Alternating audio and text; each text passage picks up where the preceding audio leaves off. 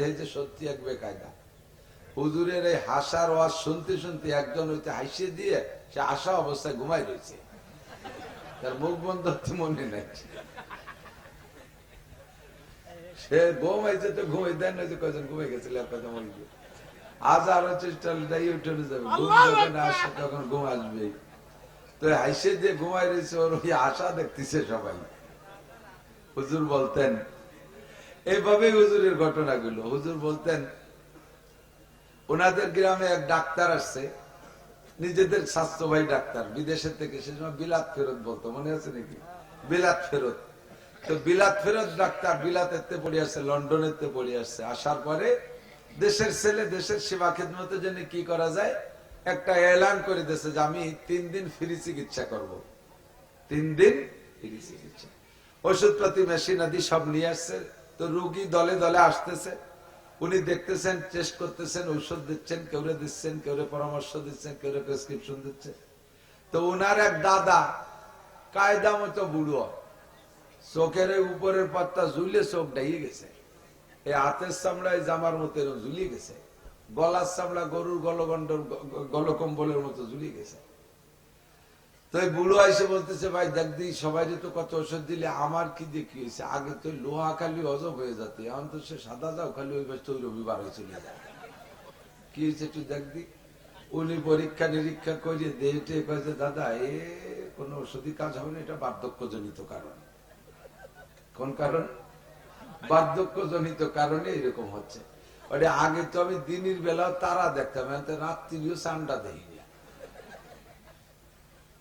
কি হলো দেখবি চোখের কি অবস্থা? ভালো হয়ে পরীক্ষা নিরীক্ষা করে কয় দাদা এই চোখ আর ভালো হবে না, এটা বার্ধক্যজনিত কারণ।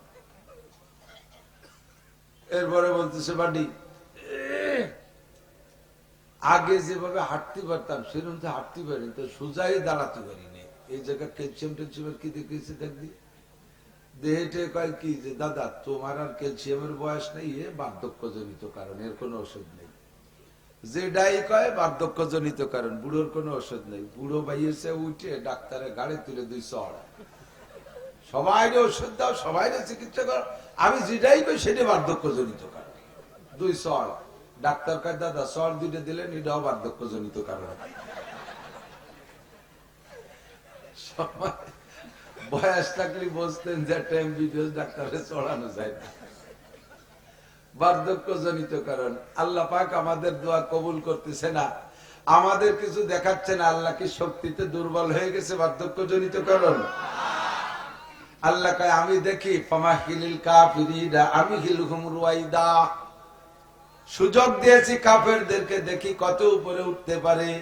যত উপরে উঠানো যায় আষাঢ়ে তত জোর বেশি হয়। কতক্ষণ? স্টেজের থেকে গড়াই পড়লে, স্টেজের থেকে গড়াই পড়লে মরে না, খাটের থেকে গড়াই পড়লে একটু ব্যথা পায়, হাত পাও ভাঙতে পারে, মরে না। 200 হাত উপরের থেকে যদি আষাঢ় দেয় তাহলে মরে কি বাঁচে? মরে কি মরে না? মূর্তি পুরো নিচে পর্যন্ত আসা লাগে না, অর্ধেক পথেতে মরে যায়, বাকিটুক পড়ে ভাও। কতক্ষণ? যত উপরে নিয়ে যায় আষাঢ়ে তত জোর হয়। আল্লাহ নমরুদকে উপরে নেছে, আষাঢ় দিয়ে মেরে দিছে। ফেরাউনকে উঠতে সুযোগ দিছে, আষাঢ় দিয়ে মাইরা দিছে। কারুনকে উঠতে সুযোগ দিছে, আষাঢ় দিয়ে মাইরা দিছে। আবু জাহেলকে উঠতে সুযোগ দিছে, একে আষাঢ়ে শেষ কইরা দিছে। ইসরাইল আর নেতানিয়াহুকে আল্লাহ উঠার সুযোগ দিছে, মাত্র 1 সপ্তাহের ভিতরে এমন খেলা দেখায় দিছে, 16 মাস পর্যন্ত তারা দুনিয়ার হাজার হাজার কোটি টাকা অস্ত্র খরচ করে যা করতে না পারছে, আল্লাহ 1 সপ্তাহের মধ্যে দেখায় দিছে।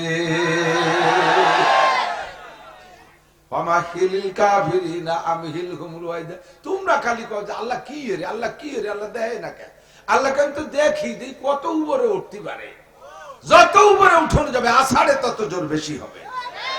একে আষাঢ়ে হাজার হাজার কোটি টাকা ধ্বংস করে গেছে। আমেরিকার ভিতরে সবচাইতে উন্নত সিটি ক্যালিফোর্নিয়া।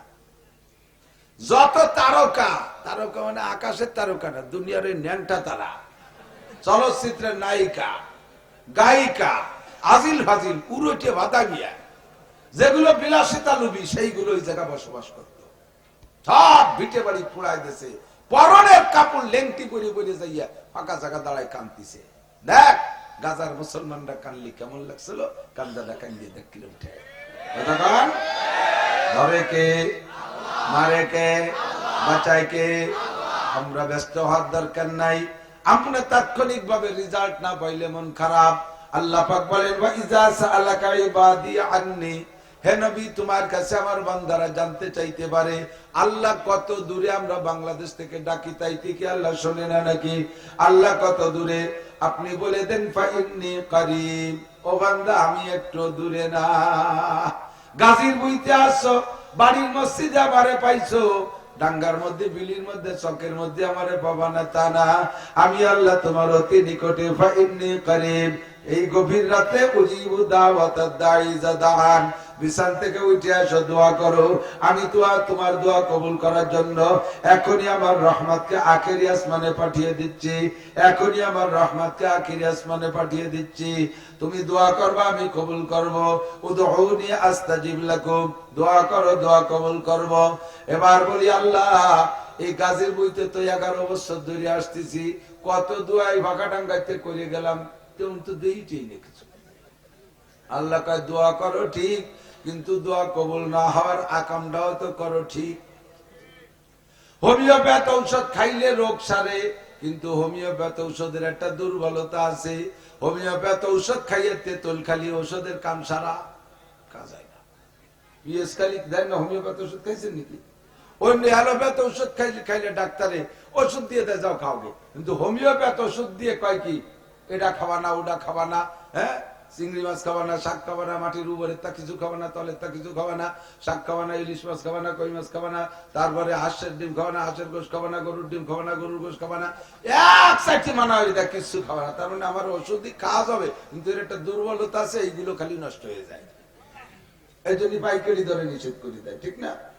আল্লাহ কয় দোয়া করবো কবুল কর, দোয়া করবা কবুল করবো, কিন্তু কবুল না হওয়ার জন্য যে তেঁতুল খাইয়ে বসে রয়েছো, এই মাঠের থেকে প্রতিজ্ঞা করে যাবা ওই তেঁতুল গুলো খাবা না। ইব্রাহিম ইবনে আদহাম রাহমাতুল্লাহ আলাইহির কিসসা মাঝে মাঝে উলামায়ে কেরাম আংশিক বলে। ইব্রাহিম বলকিও বলে, বলক একটা দেশ, বলকের রাজা ছিলেন ইব্রাহিম বলকি, বহুত বড় প্রভাবশালী রাজা বাদশা ছিলেন, মুসলমান বাদশা। আল্লাহু আকবার।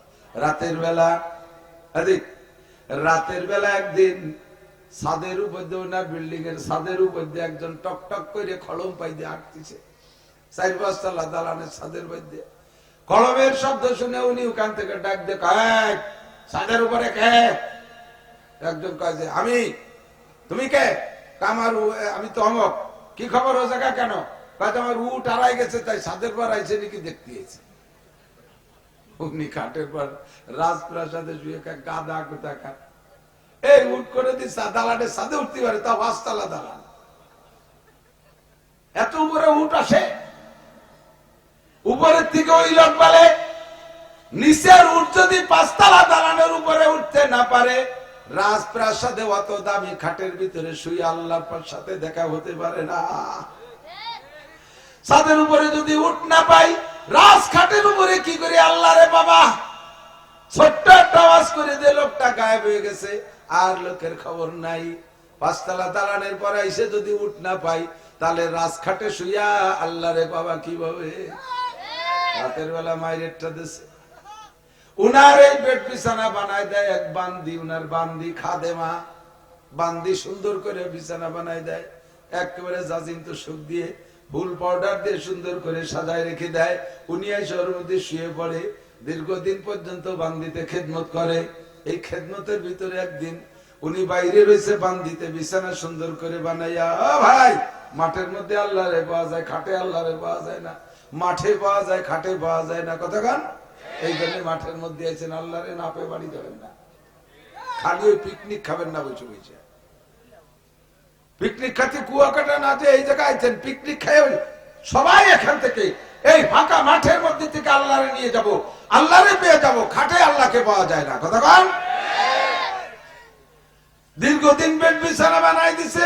হঠাৎ একদিন বান্দির ভিতরে কৌতূহল জাগছে, এই খাটে শুয়ে বাচ্চা আরাম ঘুমায়, আরামে ঘুমায়, দেখি আমি একটু শুয়ে দেই এই খাটে, চুলি কিরমটা। বান্দির খাটটা অত ভালো না, তারে তো দেশে বাংলা সহি এখান সত্যি একটা পাতলা কম্বল বিছাই দেয়, সে তার মধ্যে শোয়। আর রাজারে বাচ্চারে বিছানা বানায় দেয় বান্দি, কয় এত সুন্দর বিছানায় শুইলে কেমন লাগে, একটু পিঠটা দিয়ে দেখি। একটু পিঠ লাগাইয়া যখন কিছুক্ষণ সময় লাগাইছে, ওর মধ্যে ঘুমাইয়ে গেছে বিছানে। এবার রাজা সময় মতো বাচ্চা ইব্রাহিম বল কি আইসা দেখে উনার বিছানে বান্দি শোয়া। মিজাজ কেমন লাগে? রাজার বিছানে বান্দি শোয়া। আরে তারে উঠে দিলাম যদি এই খবর অন্য লোকে টের পায়, তাহলে আমার কত বড় বদনাম হবে। উনি রাগে রাগে চাবুক নিয়ে বান্দিরে টান দিয়ে উঠাইয়া দুই বাড়ি পিটেন দিছে, দুই পিটেন খাইয়া বান্দি কান্দে দিছে। এরপরে হাত দুইটা দিছে, এই দুইটা দিলি উনি হাসিয়ে দিছে বান্দি, ফিরে হাত দুইটা দিছে, আবার কান্দে দিছে। প্রথম দুই বাড়িতে কানছে, পরের দুই বাড়িতে হাসছে, পরের দুই বাড়িতে আবার কান্দে দিছে। এবার এই তিন রং দেখা বান্দির এই কায়দা দেখে উনি বান্দিরে নিয়ে বসাই, তোরে মারলাম, তোরে শুরুতে মারলাম, শেষেও তো মারলাম, তা আগেও কানলি পরেও কানবি, তাই দুই তিন নম্বর লিখা। তো বান্দি বলতেছে, মালিক প্রথম দুই বাড়িতে কানছি, ব্যথা পাইছি তাই কানছি, পরের দুই বাড়িতে হাসলি কে? পরের দুই বাড়িতে হাসলাম এর কারণ হলো যে আমি এই বিছানায় মাত্র 10টা মিনিট শুইছি, তাতে আপনি আমার এভাবে পিটেলেন। আর এই বিছানায় আপনি বছরের পর বছর শুয়ে আসতেছেন, তাহলে 10 মিনিটে যদি দুই বাড়ি পাই, তাহলে আপনি এতদিনই কত বাড়ি পাবেন? সে বাড়ি দেওয়ার সময় আপনি কিনে পাবেন, তাই মনে উঠে আমার হাসাচ্ছে। পরের বাড়িতে আবার কানলিকা, পরের বাড়িতে কানলাম, আমি আপনার নুন্নুটি খাই আপনার বাড়ি বসবাস করি, আপনার খেদমত করি, কিয়ামতে আমার সামনে আমার মালিক রে, আমার আল্লাহ পিটাবে, আপনি কাঁদবেন। ওই কথা মনে উঠে আমার মায়া লাগছে, তাই আমি কাঁদতেছি। ইব্রাহিম ইবনে আদম কয়, তাহলে ঠিক আছে, আর হবে না। আয়েতে হাম মিসলে বুলবুল সায়রে গুলশন কে লিয়ে खुश रहो ऐ बागबानो, मैं तो अपना घर चले, ले ले माली बाग ले ले, मैं तो अपना घर चले। মন্ত্রী পরিষদ থেকে কয়, আরে পাঁচতলা দালানের পর যদি উঠ পাওয়া না যায়, খাটে বসে আল্লাহরে পাওয়া যায় না। বান্দি আমার আজকে চরম শিক্ষা দিয়ে দিছে, বান্দি আমারে চরম শিক্ষা দিছে। 10 মিনিটের জন্য এই খাটে শুইলে যদি সে 6 বাড়ি পায়, আমি বছরের পর বছর ঘুমাইলাম এই খাটে, আমার কি পরিমাণ পিটন হবে? এই খাটে আর কোনোদিন ঘুমাবো না। এই বলে সব কিছু মন্ত্রী পরিষদের কাছে বুঝে দিয়ে একেবারে বিলকুল পাগল হইয়া গাজীর ভিটে চলে আইছে। জঙ্গলে জঙ্গলে কাটায়, এমন ছদ্মবেশ হয়ে গেছে, এমন পাগল হয়ে গেছে, বাড়ির সব কিছু থাকা সত্ত্বে কাহারো কাছে কোনো সম্পর্ক নাই। যেই পোশাকে আসছে ওই পোশাক পরে চলতেছে, ছিঁড়ে যায়, বসে বসে সেলাই করে, সাগরের পাড়ে বসে জামা সেলাই করতেছে। মন্ত্রী বর্তমানে যারা ক্ষমতায় আছে তারা ওখানে যায়, আইসে দেখে পাগলটা বসে এই করতেছে। ওনার পরবর্তী যিনি প্রেসিডেন্ট, সে বলতেছে, আপনার সুখে খাতে ভূতি কিলাই, এত আরামায় এসেছিলেন, সব পেলাইতে এখন সুই সুতে দিয়ে নিজের জামা সেলাই করেন, আপনি এর মধ্যে পাইছেন কি? কি পাইছি দেখবি?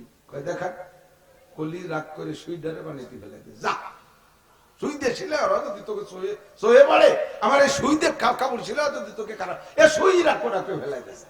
মন্ত্রীরা কয়, ছেলে একটু সুই তাও ফেলাই দিলে, এখন কি করবেন? ছিঁড়ে গেলে আপনি জামা সেলাই কি দিয়ে? কয় যে সুই আমার অভাব আছে নাকি, সুইয়ের ব্যবস্থা আল্লাহ করে দেবে। কিভাবে? কয় যে পানিরে যদি বলি, সাগরে যদি বলি আমার সুইটা লাগবে, তাহলে এখনই দেখবি সুই চলে আসবে। কয় যে এত বড় সাগরের মধ্যে সুই পাবেন কোন জায়গায়? কয় দেখতে চাস না শুনতে চাস? কয় একটু দেখান। বলার সাথে সাথে, হে সাগরের মাছ, আমার সুইটা ফেরত দাও। হাজার হাজার লক্ষ লক্ষ মাছে মুখে করে এক একটা সুই নিয়ে ভেসে পড়ছে। আল্লাহু আকবার। এবার কয়, হে মাছ, এত সুই তো আমার না, আমার সুই মাত্র একটা, আমারটা দিয়ে বাকিগুলো ডুবে যা। মাত্র একটা মাছের সুই মুখে করে রাখা, বাকি সব মাছগুলো ডুবে গেছে।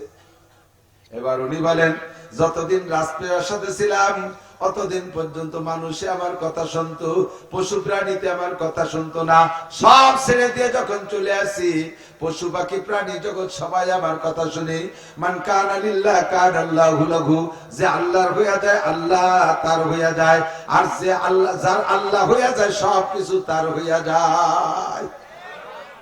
ইব্রাহিম ইবনে আদহাম বুজুর্গকে উনার এক শাগির্দ জিজ্ঞেস করছে, হযরত আল্লাহ ने फरमाया उदूनी अस्तजिब लकुम, দোয়া করো দোয়া কবুল করব। আমরা বহুত দোয়া করি, বেশিরভাগ দোয়াই তো কবুল হয় না দেখি, তা আল্লাহ কি মিথ্যে কথা বলছেন নাকি বুঝলাম না। ইব্রাহিম ইবনে আদহাম বলে, না আল্লাহ মিথ্যে কথা বলে নাই, তোমরা 5 কান তেঁতুল খাইয়ে বসে রইছো, এই জন্য হোমিওপ্যাথি ঔষধে কাজ হচ্ছে না।